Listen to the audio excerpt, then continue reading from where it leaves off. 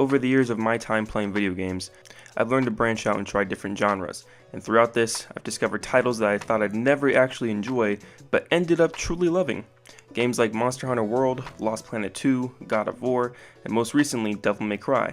And then, there's Dark Souls.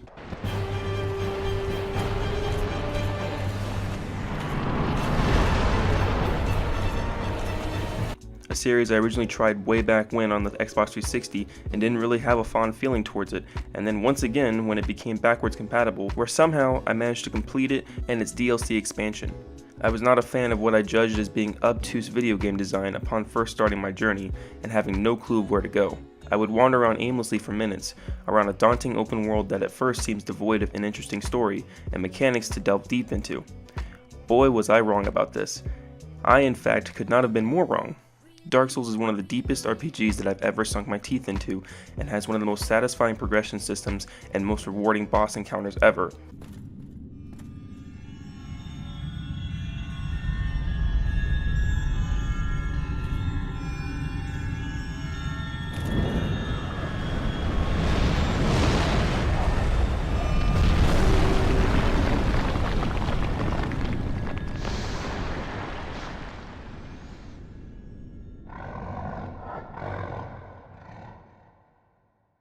Is it difficult to complete? Yes. Is it worth completing? Hell yes. Upon revisiting it a third time for my second completion, I had this random thought about why I enjoy this game so very much. It's part of the reason why I've decided to play through Dark Souls 1, 2, and 3 this year and beat them all. That reason is truthfully the satisfaction and euphoric feeling that I get from defeating a boss that I had such a hard time even reaching in the first place.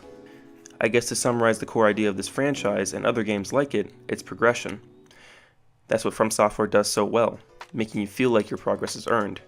Yeah, that weapon you had to store 30 plus strength just to use effectively was due to you slaughtering a boss that you tried for hours to beat. You earn that progress. You earn the feeling of making the bell gargoyles your bitch. You slowly see this progress reflected in your character as he or she gets stronger. However, true progress is shown within the world as it expands and opens up more and more as you make your way through the story. What starts out as a main hub where you and your quote-unquote buddies corral and converse about the various happenings in the world grows into something greater. Well, what do we have here? You must be a new arrival. Let me guess, fate of the undead, right? Well, you're not the first, but there's no celebration here. You'd have done better to rot in the undead asylum. But too late now. While the world is yours to explore, you will be met with the consequence of death for going in one direction over another. But again, as you progress, you will notice that you'll eventually overcome every obstacle in your path. You just need time to learn and understand the enemies that you're dealing with and what you, the player, have at your disposal at that time. You may start with a flimsy sword and shield, but give it a few hours and you'll be equipped well enough to get deeper in the direction that you once attempted to get through in the beginning. However, there is one factor that hinders a player's progression within this masterpiece. That is the lack of direction that one might feel while exploring the world. Yes, Dark Souls is a true open world game, but that has adverse effects on the uninitiated gamers. Take little old me for example. The year is 2013. I purchased Dark Souls for the first time after hearing all the praise the series received. And what do you know? I barely make it to the first bell tower. That's because the directions given to me are vague, but detailed enough to kind of make heads or tails of where I need to go. Well, since you're here, let me help you out. There are, actually, 2 bells of awakening. One's up above in the undead church. The other is far, far below, in the ruins at the base of Blight Town. Ring them both, and something happens. Brilliant, right? Not much to go on, but I have a feeling that won't stop you. So, off you go. It is why you came, isn't it? To this accursed land of the undead? After this, however, it's a whole nother story until the credits roll. The only clear direction to the second bell tower is down below. Way, way, way down below through Blight Town, but the only clear way down to an inexperienced player is through New Londo Ruins, which if you are a well-versed player in the first Dark Souls, you know that it is absolutely the wrong way to go. Instead, you need to go to a door that you'd have no idea was even the right door because the key given to you is called basement key, and that door does not look anything like a basement door. In fact, it looks like every other door that isn't important in the game. This would make sense if the area that this door led to was optional, but it isn't. Another truly weird way the game makes a player feel lost is in the access to the painted world of Ariamis. This is the snowy landscape that challenges players to escape by reaching the goal and walking the plank to freedom, either before or after defeating its boss. But how does one gain access to the painted world of Ariamis? Well, I'm glad you asked, little one.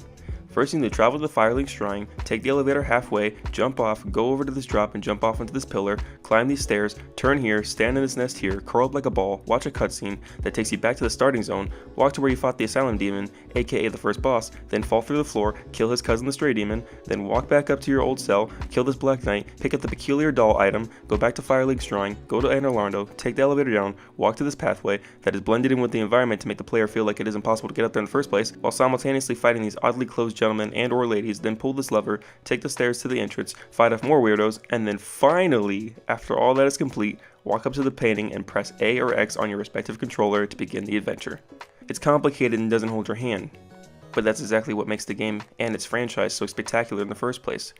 Until this point, I had never played a Souls game, and I had gotten accustomed to having a mini-map or compass or waypoint always guiding me and leading me to my destinations. Losing something so simple yet so helpful makes the biggest difference in how a player approaches each and every situation. Do I go down this area I've never been before? Do I have the right item here to continue pressing forward? This is why progression and the lack of direction mesh so well together. You aren't expected to know where to go or what to do yet with a little drive and focus, you'll eventually break through. Here's what I'll say.